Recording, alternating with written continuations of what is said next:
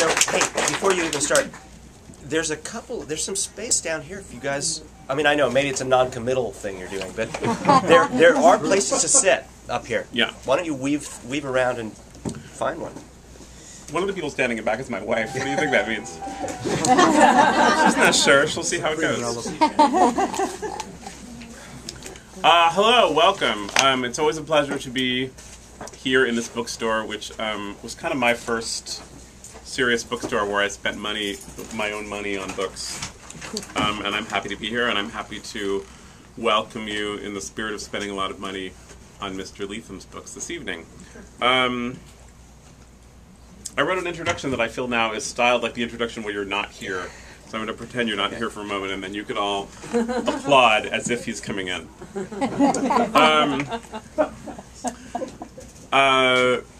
As readers, you often get a choice. You're told that you may have the fantastical, far-reaching, eventful plot, or you may have gorgeous language and insight. You hear about this all the time. Those are the choices. You can either have, vampires making out, or you can have, it takes 300 pages to get out of bed. But everything is beautiful. Now, we gathered here do not need to be reminded that this is bogus, and that it has always been bogus, since Beowulf of the beautiful sentences and buried treasure and beheadings. And we gathered here probably do not need to be reminded that in the current crop, there are few who outshow Mr. Jonathan Lethem in the well-balanced breakfast of breakneck, wide-gazing plot, simultaneous with the sparky, well-crafted sentence, in my opinion. And I was a recent judge on Top Chef Masters, so I know how to judge.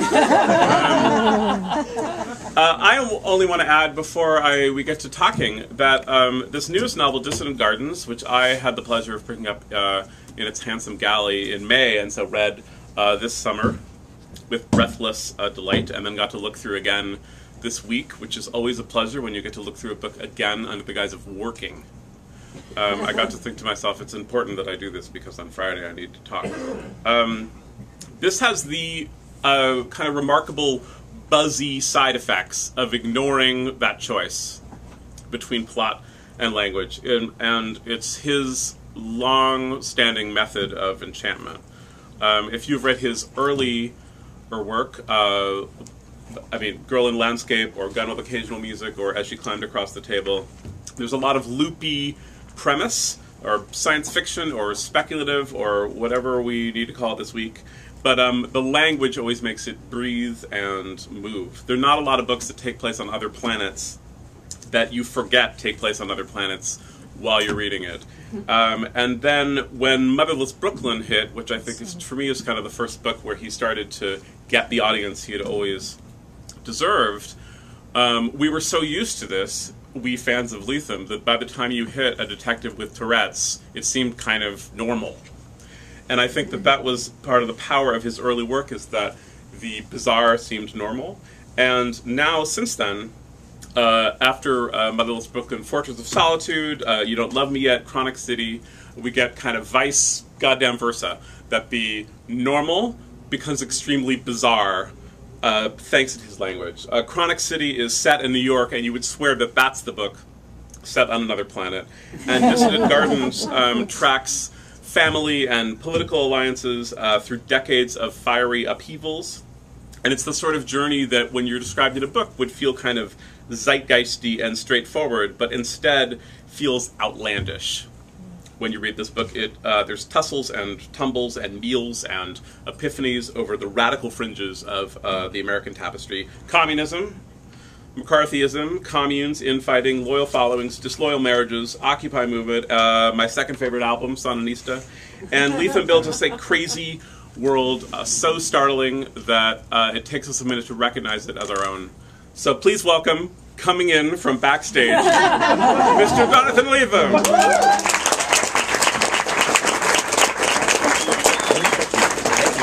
That was such a nice introduction. So, what are we to do? Should we start talking a bit, and I'll read a little. Sure. Talk, after? read, talk. Talk, you read, talk. talk. You tell me when you think Sign I should books, read, go home. read a little bit. Okay. Yeah, after go home. We don't have to continue that list. We'll leave some time for these guys to ask questions too. All right, so here we are. Yeah. It's been in all kind of reviews I've seen this, in all treatment, there's a great hullabaloo made by the fact that this is your most normal book, that it's kind of your least impossible, least supernatural book. And I was wondering if you felt that way. Well, I don't usually. I understand why these questions get examined, but they don't compel me from the inside of the writing process. I don't think of it that way. Each book seems to me its own completely particular set of opportunities and demands, and I just don't think, wait, now this time I'm going to exclude or include such and such, as though I'm kind of working from a menu of things. It's more that the material has its own gravity that attracts choices, methods, formal choices I make. And, I think the first time this was proposed to me, I also feels like the conversation keeps happening, in only slightly different form. I mean, when Motherless Brooklyn came out, that was my 5th novel, and it was the first book that didn't, resemble in some ways the fantastic. But I thought, well, but it's so the world in it is so skewed and distorted by the language, by the it was a neurological fantasy. The Tourette's was the fantastic element, and of course it was also such a strong genre book, in that it made this ridiculous commitment to being like a hard-boiled detective novel, even though there were no real detectives in it, and the criminals were Zen monks and stuff. But starting with that one, the question really didn't make sense to me anymore. And I realized, for me, if I look at everything,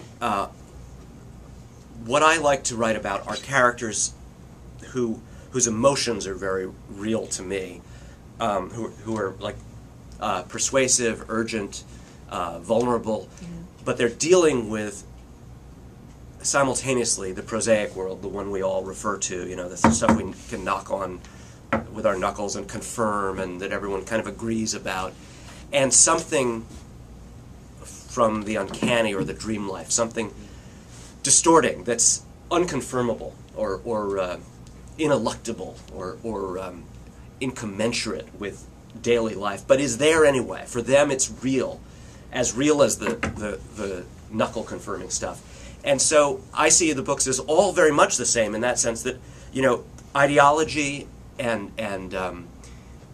history and utopian dream of living in a world other than the one you're in is as much a fantastic element for these characters as Tourette's or a ring that makes you invisible and fly, or any of the other things that I've introduced that are kind of represent the dream life or the uncanny life that pressures against the ordinary. And so, in a way, their political, incommensurate political yearning to live in a different space is as fantastical a thing as could be endured by any of my characters, I think. And, I certainly would agree with that assessment in terms of the stream of your work.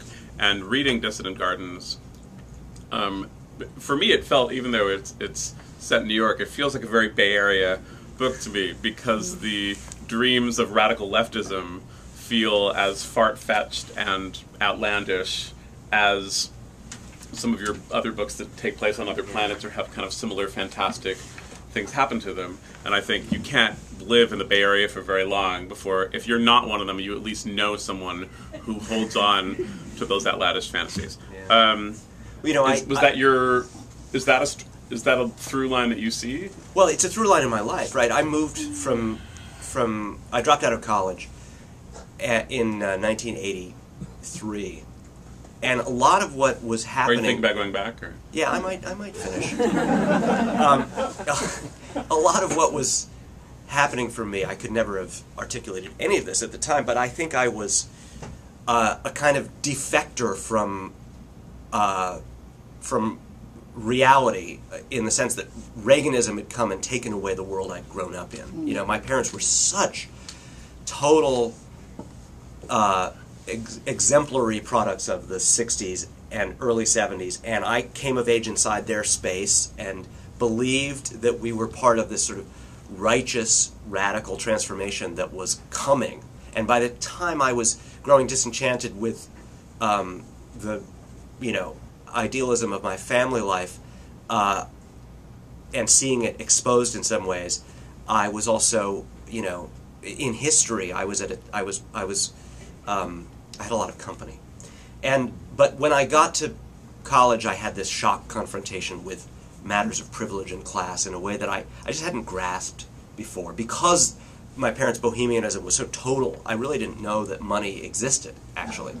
And I ran screaming, and I think I went to Berkeley instinctively, in a way, to go back in time to about, 10 years back in time, into a space where my parents' ideals and their sensibility and even their way of dressing was still available for me to climb inside. I was consoling myself in some ways by coming to the Bay Area, and of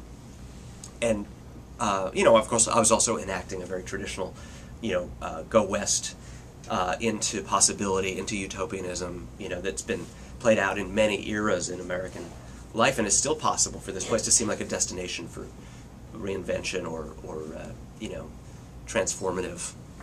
So do you feel like this is your most autobiographical book? It vies with The Fortress of Solitude for being obviously autobiographical. Right. But I use that distinction obviously because there are books where I know how autobiographical it is, but the manner of the book doesn't beg that feeling. Well, right. That's why I was curious what you thought. For instance, Girl in Landscape. I mean, everyone knows by now. I'm sort of, I'm busted, right? The mothers in my books kind of either run away or die. There's a lot of missing. There's a lot of motherlessness. I seem to be compulsive about this. Well, my mother died when I was 14 of brain cancer, and the thing is, I do it again and again, and it's in The Fortress of Solitude where I subject motherlessness to a character that happened to live on the street I grew up on and go to the schools I went to. So everyone thinks, oh, that's your story. But actually, in the book just a couple of before that, you mentioned it, Girl in Landscape. That's the only book where I depict my mother's illness very directly, as I experienced it. But because the character that happens to is a 13-year-old girl, and she then goes to live on Mars, and also into a kind of weird Western where right. John Wayne is walking around. No one thinks of the book tonally as having to do with my life, but that's a very direct depiction there. So it's tricky. But what is autobiographical about this book? To just answer directly for once, right? the two main characters, Rose and Miriam, a mother and daughter living alone in an apartment in Queens in the middle of the century, are analogous in a lot of ways to my mother and grandmother. That was a peg that I hung the book on, was this feeling for the mystery of what my mother and grandmother's life had been like before I came along when my mother was growing up.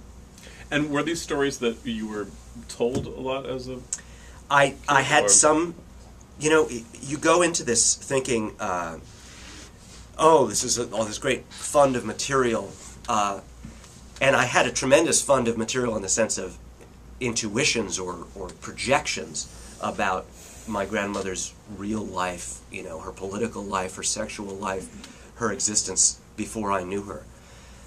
But then, if I'd been a memoirist, I would have had to quit the book before I began. I had so little to go on, and she's gone. I knew her as a child.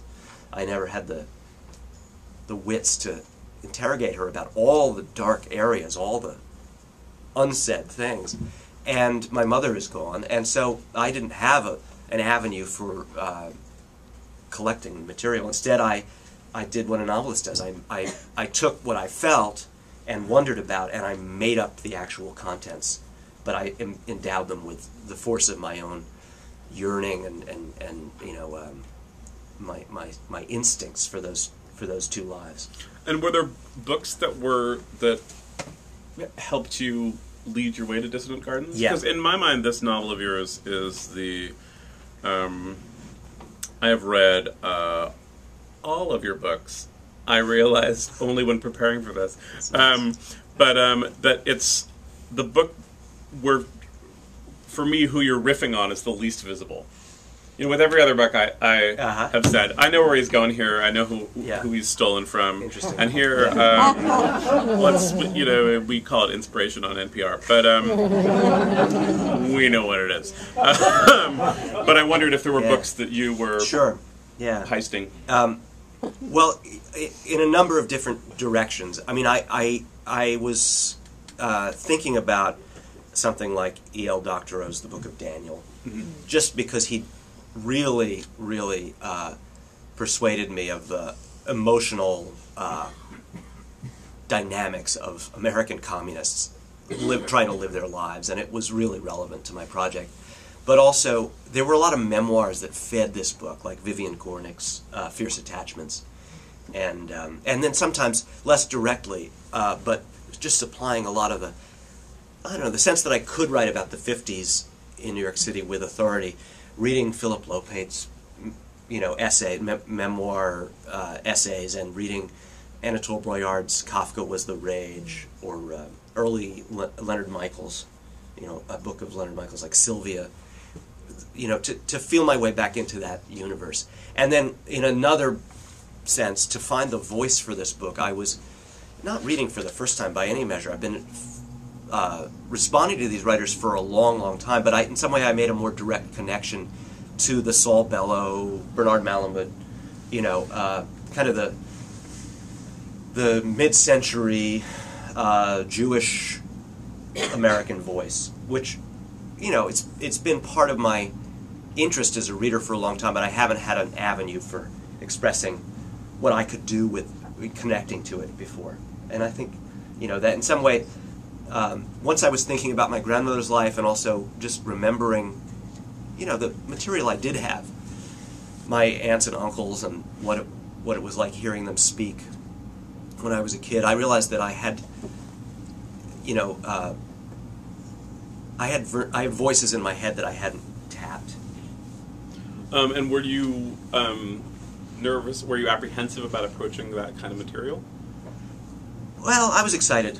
Yeah. I mean, apprehensive is, on a bad day you might give it that name, but I was really turned on by this opportunity. Once I realized I could.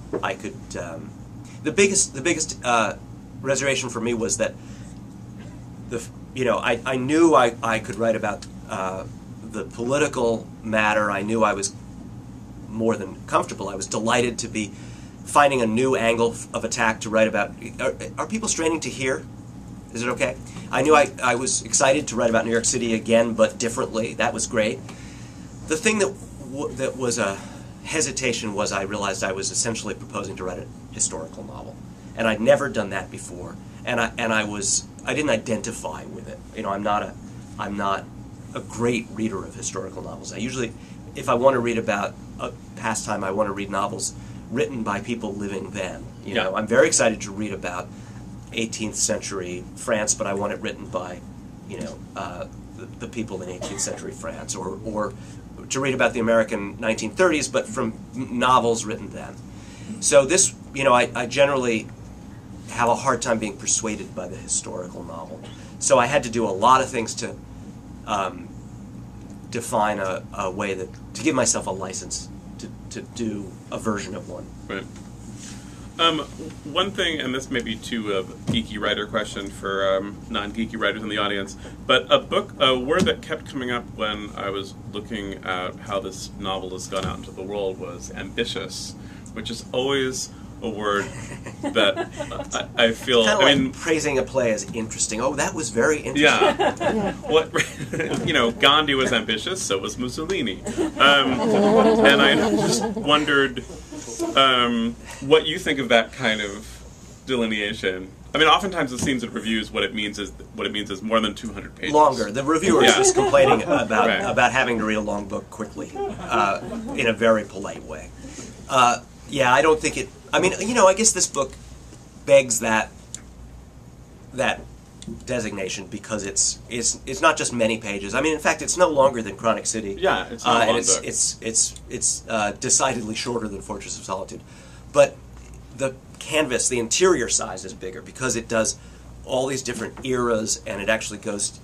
There's a chapter in Nicaragua, and there's There's weird stylistic reframings. There's a chapter done all in letters. I think that the range of the structure, once you encounter it, seems ambitious in some ways. And I mean, again. When is that something you were thinking about? Were you thinking like, now I want to go big, or were you? I've been enjoying that I have been able to understand how larger books worked more recently, and I've been reading more, enormous. I mean, by the standards of the kinds of things I'm reading, actually, this is very. It's funny, my eye is going out there to My Struggle. I'm in the middle of this 6-volume Norwegian masterpiece it's like the Proust of Norway. And this doesn't it's like the Proust, but it has like Echo and the Bunnyman in it. Yeah. This doesn't really register on the scale of the kinds of big books I'm reading. So if anything, my appetite for that kind of reading makes me forget that people would be struck by this as long or ambitious. I just think this is a kind of a generous novel, a medium-sized, capacious novel, but nothing, and formally it doesn't make any, I think, outrageous claims on the reader or commit any. No, I would agree. Yeah. I mean, I was somewhat puzzled by that because usually Yeah. it's a euphemism for maybe 500 pages, and I wondered if just reviewers are getting kind of pickier and pickier, and so now even a decently sized novel is not, because there's nothing. When you recommend a big novel, you often have to say to someone, right, like, well, you have to give it you have to use this kind of hand gesture. Right, you're really going to like it, but you gotta, it's not, which this does not contain. You mentioned the structure, and I was curious about that because in many ways, and certainly when the book is described, there's a very traditional structure going on in that it goes over several decades, and it's kind of a 3-generation tale, and that's a very traditional structure that we could pick a million books out of, but then also you have that, you buzz around a lot in this book, and I wondered, and you have things in letters, and you you have that kind of, this just occurred to me, hey, look over there, sentences that I've enjoyed about your work forever, and I was wondering how does that structure find you? How do you decide you're going to do a chapter in letters? Well, this actually connects to what I was just saying about having to find a way to license myself to do what added up to the historical novel. I think that what I realized I couldn't do, because it felt like a kind of a hoax to me, was just a steady progress of, with this bogus authority. Here's the 1930s, and now here's the 1940s, and here's the 50s, and just leading you through it as if I had a magic time machine and I had just, without any difficulty, gone and taken a survey of these lives and these experiences. Instead, the book is structured so that you keep plunging into the past from a present framework of characters who are bothered by it, who are thinking about it, maybe trying not to think about it sometimes, but forced to, or someone is pulling on their sleeve and saying, tell me what my mother was like before I knew her, or whatever the question might be. And that was my relationship to past material that I could believe in, because I think it's the only past we have is a total construction of the present mind. It's made of present language and present imagery and present frameworks, and we go back and then we make a past. And so I wanted the book to enact this fact that the past is only being conjured up.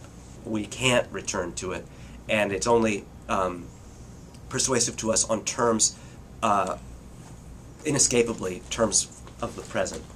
And so that dictated the structure. It's really a book that reproduces the kind of intermittent, semi-voluntary immersion we have in past material, where sometimes we're saying, no, I don't want to think about that, or okay, wait, what? Now I have to actually stop, and I'm 30 years old and I never even asked myself this question about my family or about, the place I'm from, so now I'm going to find out. So it's a memory book in the sense that the form models memories, irregular and bulky operation. Well, it stands in, I think, joyous contrast with some of the historical fiction that has failed to move either of us, I think, in that it keeps on going back. And then oftentimes, I think, in kind of mediocre historical fiction, you have that kind of, thank God World War II's over and we're not going to think about that anymore. Or you have the, in the first chapter, I believe we, buried a crucial artifact that we're now going to dig up 30 years later that will represent the 3 generations of the family that we've watched tediously kiss each other for 500 pages. Well, it was this, not sealed up was the key in a way for me. Not easy to access, but also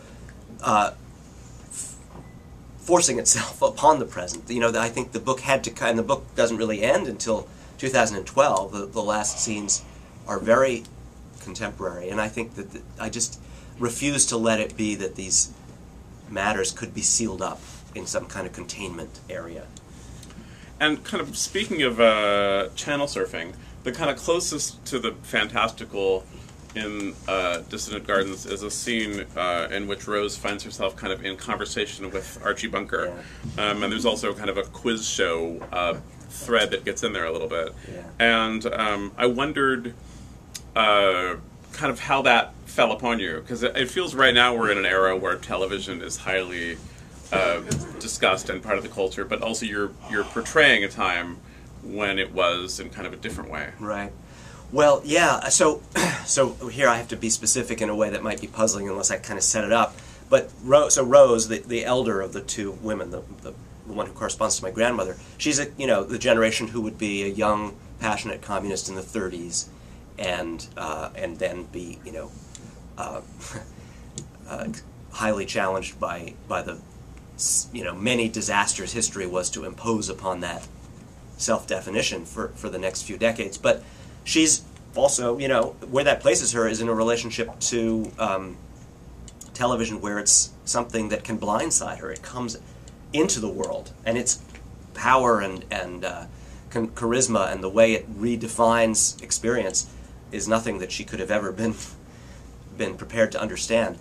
The other thing about Rose, and this is a kind of a running joke in the book, but it's much more than a joke, it's a very major paradox in her personality, is she's, for someone who's dedicated to egalitarianism and is very much, wants to be of the people, she's kind of into, she has fantasy boyfriends and they're sort of major authority figures, or men in uniform. She digs, she first, obviously Marx and Engels, and then she's kind of got a Abraham Lincoln Jones, where she's really into Lincoln, and ladies love Lincoln. Ladies love Lincoln. Fiorello LaGuardia is her fantasy boyfriend at one point for being kind of the man of the people, but it's also his personal authority and charisma that's turning her on. And then, in a way, as the book devolves and she devolves and history devolves, she's a resident of Queens, and in the 70s she's got very little left. But the last in her sequence of fantasy boyfriends becomes Archie Bunker. And I think what she sees is that, she couldn't admit it or grasp it, but that the weird migration of authority into the presence of this this TV actor who's so bigoted and ridiculous, but also everyone identifies with him. The great weird joke of that television show's success was that he was a very popular figure when he was designed to be kind of the villain, and they had to keep writing scripts that made him more and more human because everyone already identified with him, so they had to sort of pardon themselves for that by making him more sympathetic.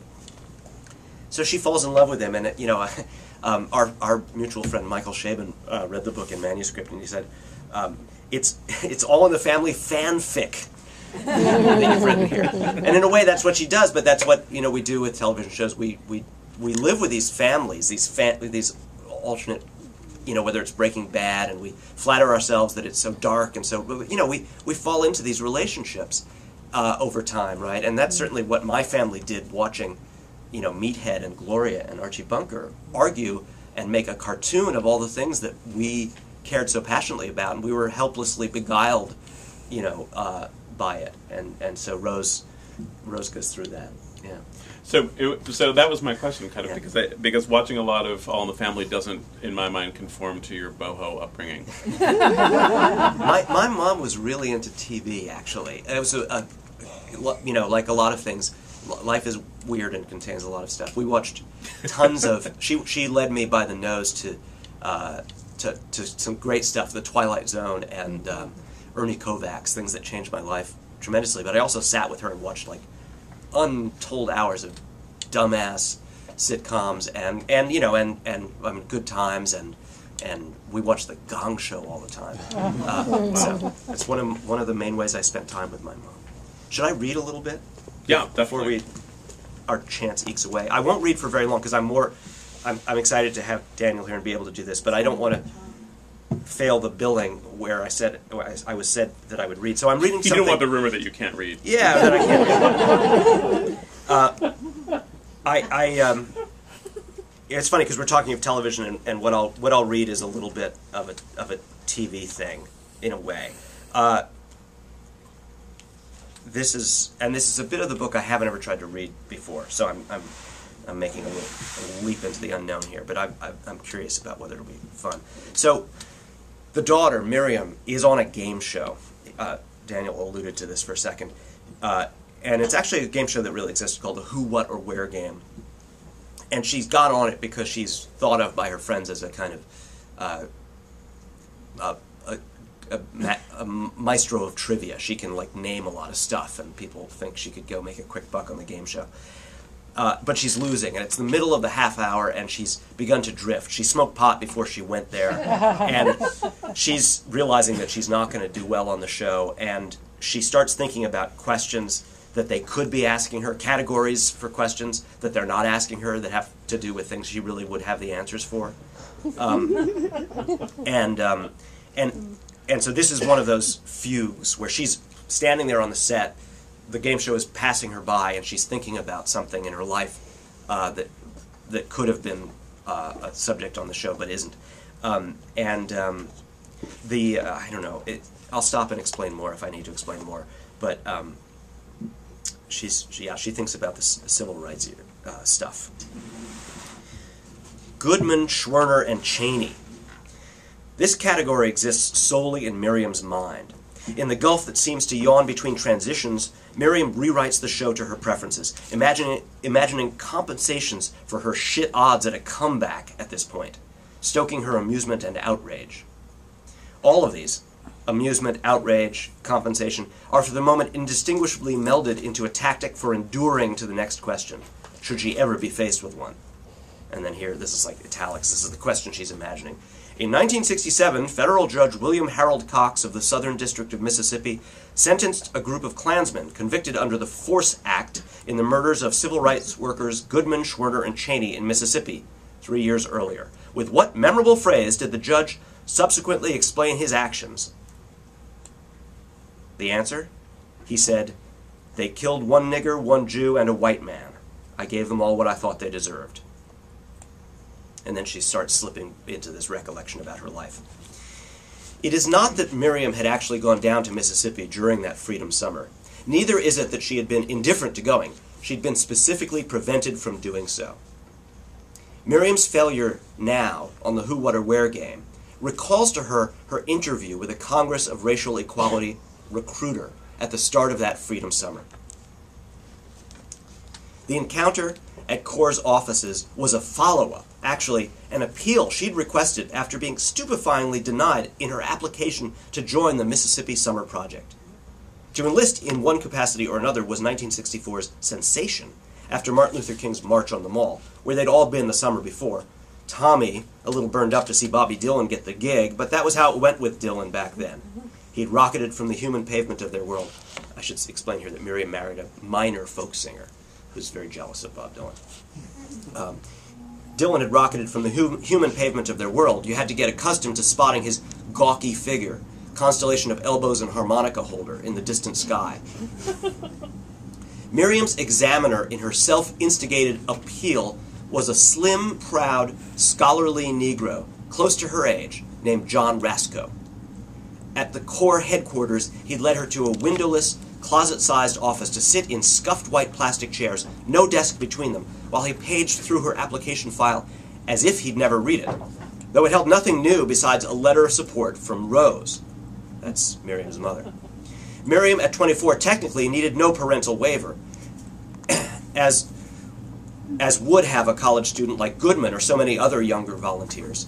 But once she'd been turned down, she figured a letter from Rose couldn't hurt. Rose pounded out, God only knew, a strong letter on her cursive manual Olympia typewriter. Miriam, waiting for Rasko to unfurrow his brow and ask her a question, felt in that small office the ready expansion of her persuasive self, the insinuating, worldly aura with which she'd grown accustomed to seducing down the doors before her. Really, who better than Miriam to go and transform Mississippi? She was a sovereign in the cause of equality, a legacy from Rose. So for the council's error to be repaired, she merely let her certainty be felt by Rasko. Talk was hardly needed, really, except as a medium for conveyance of this mood of confidence. It's sort of crazy, she said to him now. You couldn't find someone more ready for whatever kind of thing is likely to go down there. Miss Gogan, said John Rasko, the council examiner's impression appears to be that you'd be surpassed by no one in your zeal for the effort. Mrs. Gogan, she corrected. I've been on all sorts of front lines, she said. Excuse me, Mrs. I don't doubt that you've got nerves of steel.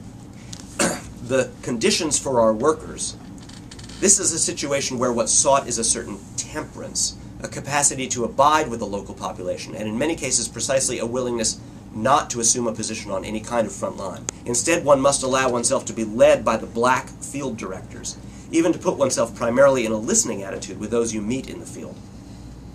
Black or white, this guy was a classic bureaucrat in the making. An egghead. She couldn't resist tweaking him. Field is a funny word in this case, don't you think? She said. I don't think it's funny at all, said John Rasko. Listen, she said, I've lived in all kinds of privations, most recently in secrecy in illegal loft buildings, and in fact my whole life fearing the knock on the door of both the Nazis and the FBI, which I was taught to believe were more or less the same thing. I've attended more meetings beginning before I was even born than you can possibly imagine. As far as a listening attitude, you can consider yourself to be staring at a gigantic walking human ear, like from a monster movie. Nobody's had to do more listening than me. Rasko said nothing. What? She said. I'm wondering if there's more you wish to tell us, he said. You could use me as your bottom line here, she said. I admire your confidence, he said, but the necessities of this present cause require keeping free of distraction, being capable of blending into a certain environment. Is it my last name, she said? I'm sorry? My husband's famous as a singer. Is Core worried the reactionaries will find out who I am? I see, I see. Rasko paged through her file. I appreciate this concern, but no, there's no suggestion that that's the difficulty. He's written a song or two mentioning Mississippi, of course. I'm not familiar with his work. Miriam wondered if she should have come as Zimmer, not have surrendered the surname that gave evidence of her place in the fundamental Negro-Jew alliance. Negro was accepting Jews all over the place. Well, you mentioned some difficulty, she said. What is it? The difficulty? Mrs. Gogan, there's a matter of a certain amount of ill-considered bragging about certain family relationships. A liaison of your mother's? Liaison? Of your mother's, Rasko said. A certain excessive pride in the matter, unbefitting the circumstances of the work we are trying to do here. I'm stunned, she said. It's mentioned again in a letter just now, said John Rasko. Wow, she said. You do know the great taboo in the region, the great myth with which we do battle. Now you're going to tell me men have died for less, aren't you, she said. Precisely, he said. Miriam saw abruptly that any expansion of her confidential, persuasive self into the space of the little office had been apt, under the circumstances, to be misread. She couldn't win for losing. John Rasko thought she was coming on to him. As in the lingo of the one acting class she'd sat in on, she'd come in big when they wanted small. Rasko's rectitude contained more than a little distaste. Let me get this straight, she said. She was done making her appeal, but not quite done with him. Yes, he said. You're telling your people down there to hand out the line that sex between Negroes and whites is a myth?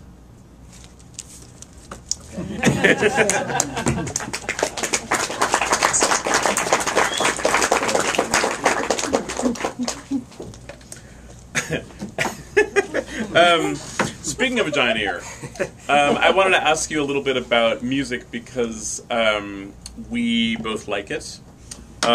We both play it, and we both put it in our books. I mean, there's a Dylan and kind of second string folks, the world of folk singing, and as it intersects with radical culture is in Dissident Gardens, but also you've written a book on a Talking Heads album, and for me, the Brian Eno scene at the end of Fortress of Solitude is just one of my favorite few pages of literature. Thank you.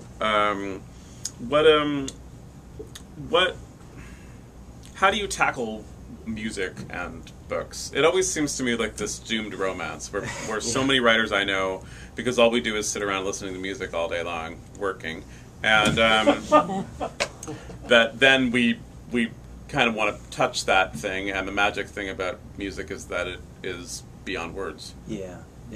Well, I think, I mean, you've supplied most of my answer to the question. You're welcome. But what I'll do is I'll put it in the context of what I was already talking about, is kind of the atmosphere I grew up inside, since we're looking at the very autobiographical aspect in this book. And that is that, I mean, very much as an inheritance from my grandmother and carried on through my mother, I grew up in a secular environment. But there was, and one of the things this I think I arrived at in this book was I realized someone like Rose, who in the 30s or in the 20s threw off her family's religious legacy in favor of this materialist, secular idea of life, nevertheless felt a gaping vacancy open up. The thing she'd sacrificed cost her in a way she might not have even been able to control or anticipate. And she went, in some sense, in search of other gods. And maybe ideology was that for a time. She also makes, the city, the love of New York City, the love of literature, other kinds of secular religious fixations arrive. And I think in my family, coming out of, my father was a painter, my mother had really been part of the folk scene in Greenwich Village, and she was an inveterate film goer. She didn't just love Ernie Kovacs and The Twilight Zone, but Hitchcock, and I was taken to repertory houses when I was too young to even understand what I was looking at, to see the movies that she loved, King of Hearts, or all sorts of beautiful stuff. And so the arts were religion in my household. I didn't really understand it. No one would have said that, but that was the case. And for me, growing up, that dictated my life. I was going to be a painter, and then I was going to be a filmmaker, and then I eventually arrived at the idea that I was going to write books, but never displacing the God in our family's life, and I never have. I think that's essentially how I'm oriented now. But the thing about becoming a professional maker of narrative, I make these stories, I think about them now. Technically, it's not that I still don't have a reverence for books or for storytelling, but I've domesticated it or tamed it in some ways, right? It's something I can do when I look at a movie or a film, as well as looking at certainly a piece of fiction. I do a certain amount of tinkering in my head. I think of things I could fix, or I understand it in technical terms. But music, since I'm incompetent, helplessly, tin ear, bad, I can't play an instrument, I can't do anything except just marvel at it. It remains the pole star. It remains in that position of pure yearning and adulation for me. It restores me to my youthful religious fervor that, art is something so great you could never touch it, you could never get to it.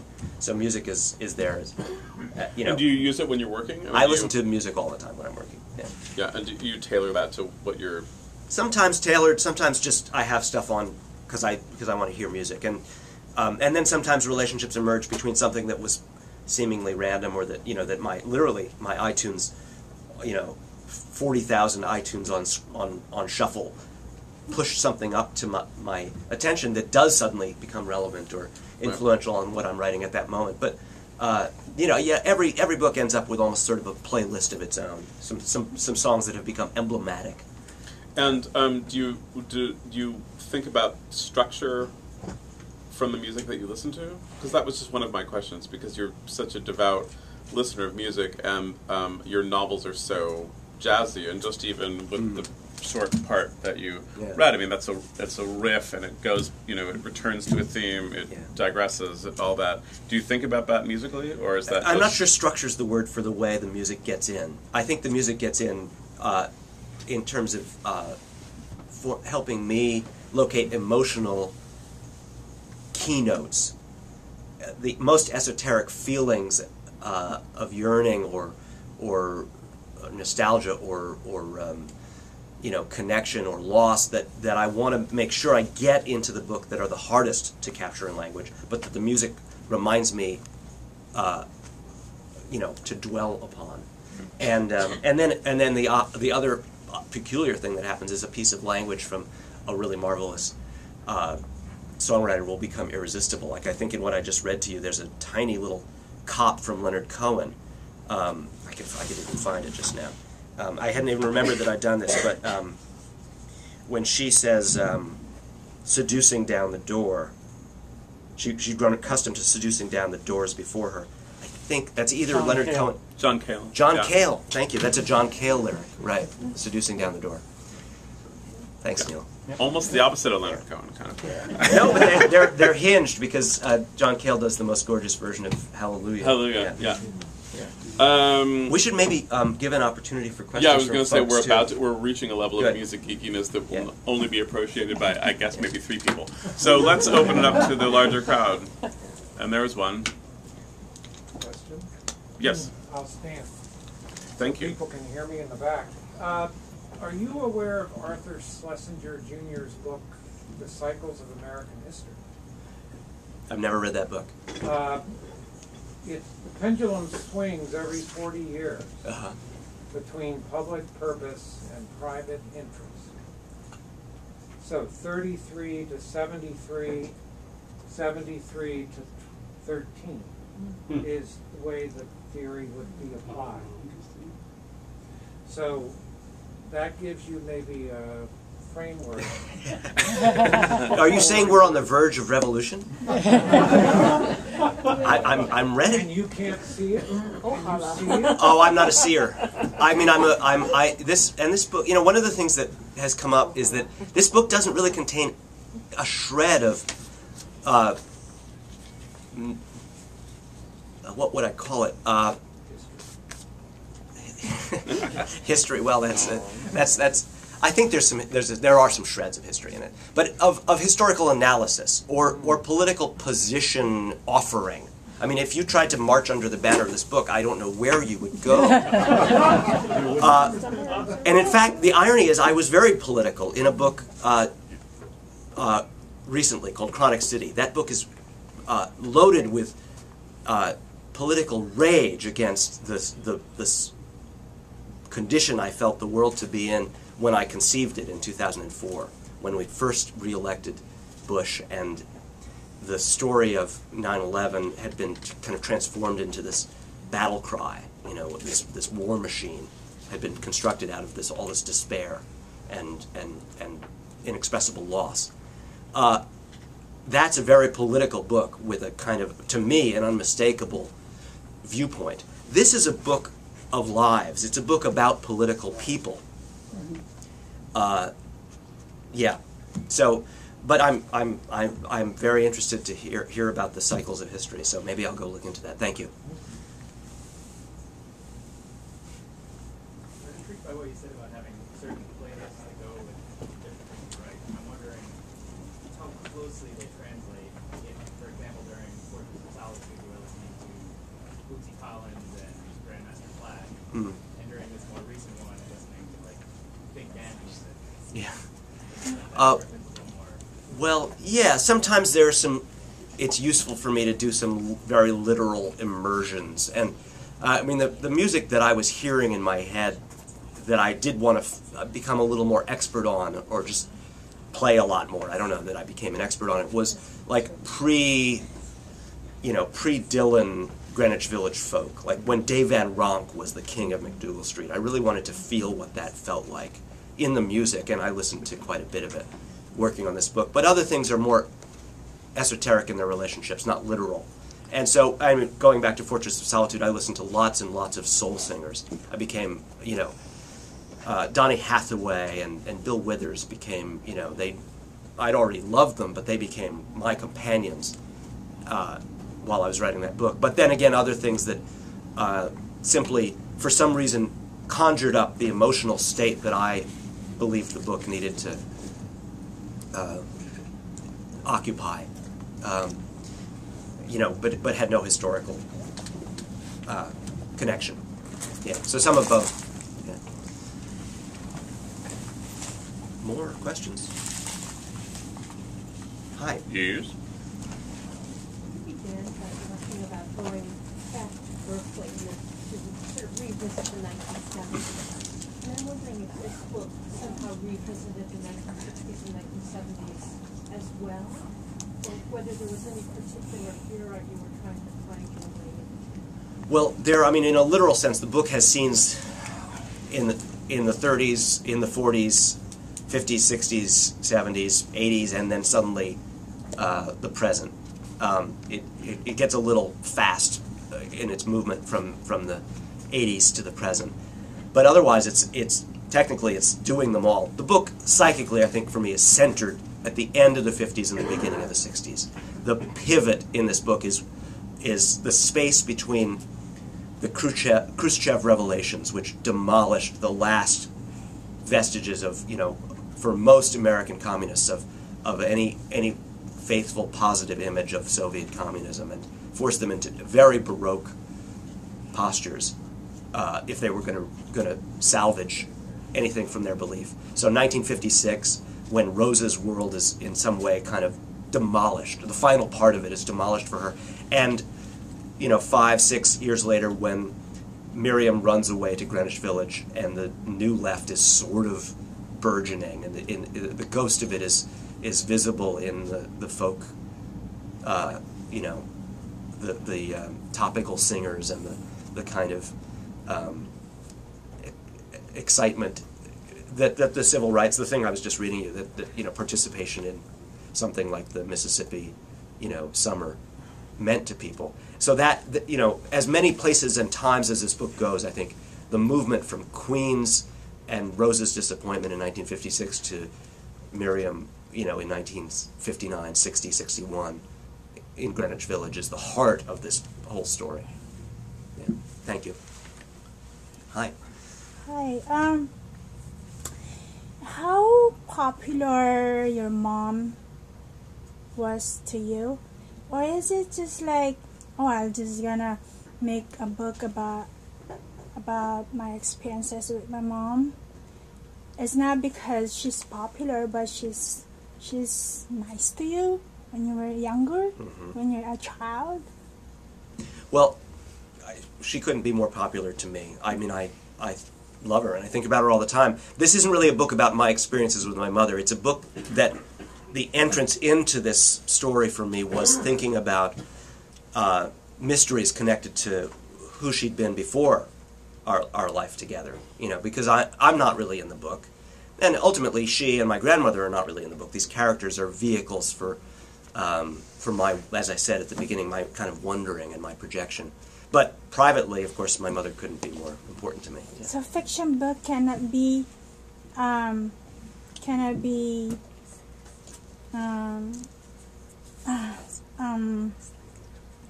fiction book cannot be what do you call it? Like, okay, I'll introduce this story even though it's the real thing. So fiction book cannot be with a non-fiction, even though how loved is your mom. I don't think the two things are ultimately commensurate. There's my private experience, and there's what I can induce other people to think about and feel, whether the book I write is fiction or nonfiction. The words I put together don't finally, you know, answer. Because you have and with that, sorry, with just with that, we're going to induce people to purchase many copies of Dissident Gardens and of Mr. Lethem's previous works, which are available there in that cart. Thank you very much for coming. There'll be a line over here. Thank you so much, everyone.